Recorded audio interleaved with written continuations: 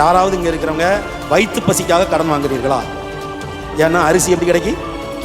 இலவசமாக கிடைக்கும். ஸோ அரிசி கூட இலவசமாக கிடைக்கி. அதனால நீங்கள் வயிற்று பசிக்கு கடன் வாங்கவே இல்லை, ஏமாற்ற முடியாது. அப்போ எதுக்கு கடன் வாங்குகிறோம்? பெருமைக்கு கடன் வாங்குகிறோம். என்ன பெருமை? நம்ம வீட்டில் 32 இன்ச்சு டிவி நல்லா தான் ஓடிக்கிட்டு இருக்கு. பக்கத்து வீட்டுக்காரன் 55 இன்ச்சு டிவி பெருசாக வாங்கி மாட்டிடுவான். அவன் பெருசாக 55 இன்ச்சு டிவி வாங்கிட்டான், நம்ம வாங்கக்கூடாதா அப்படின்னு லோனை போட்டு டிவியை வாங்கி மாட்டிடுறது. ஒழுங்காக சைக்கிள்லையோ எக்ஸல்லையோ போயிட்டு இருப்போம். பக்கத்து வீட்டுக்காரன் புல்லட்டை வாங்கிடுவான். இப்போ நானும் புல்லட்டில் தான் போகணும், போடு லோனை. அவன் வீடு கட்டிட்டான், நானும் வீடு கட்டணும், போடு லோனை. இந்த காலத்தில் லோன் எப்படி கிடைக்கிறமா? கேட்காமையே கிடைச்சி. ஐயா வேணுமா வேணுமா ஏன் சொல்லுங்க. கடைசி காலங்கிறது உங்களுக்கு தெரியுதோ இல்லையோ, பிசாசுக்கு தெரியும். 666 வாங்காதீங்க வாங்காதீங்கன்னு இந்த ஜான் பிரதர் மாதிரி யாராவது கத்தி கதறி சொல்லி மக்களை ஒத்துக்கொள்ள வச்சிருவாங்க. அவங்களும் வாங்க மாட்டாங்க. ஆனால் கடன் வாங்காதன்னு ஜான் பிரதர் கத்தி சொன்னாலும், கர்த்தரே வந்து கத்தி சொன்னாலும் கேட்க மாட்டான்.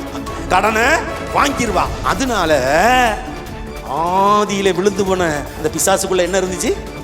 பெருமை. பெருமைன்னு விழுந்தான். அந்த பெருமையை இப்பொழுது ஜனங்களுக்குள்ள என்ன செய்து? கடன் மூலியா விதைக்கு. வாங்கி சும்மா வாங்கல, அடைச்சிக்கிறலாம்ல, அடைச்சிக்கிறலாம். நீ வாங்கடே, அவன் வாங்குறான் இவன் வாங்குறான், நீ வாங்கக்கூடாது, வாங்கு வாங்கு வாங்குன்னு பெருமையை நமக்குள்ள விதைக்கிறான். பெருமைக்கு கர்த்தர் எதிர்த்து நிற்கிறார்.